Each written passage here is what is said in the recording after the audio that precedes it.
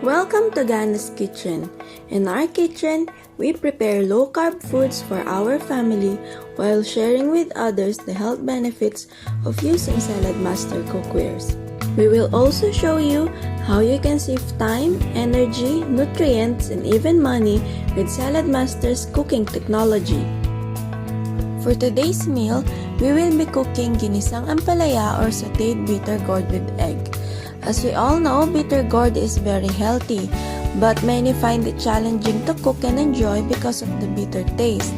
So today, I will share with you how I prepare and cook this dish and enjoy it almost without the bitter taste.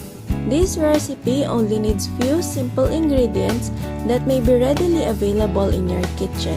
We only need red onions, garlic, fresh tomatoes, eggs, and of course, our bitter gourd. This typical Filipino dish can also be sauteed with pork, and it is commonly enjoyed with fried fish and hot rice.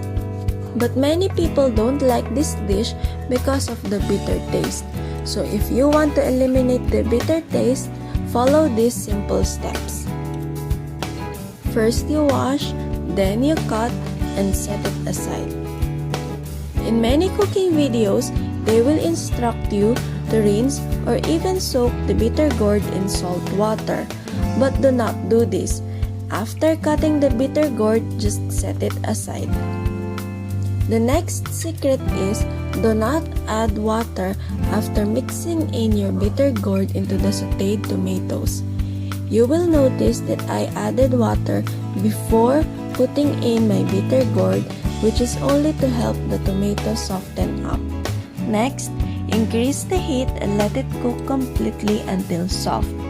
But if you can manage a little bitter taste, you can also enjoy it half cooked. What are the benefits of including bitter gourd in our diet?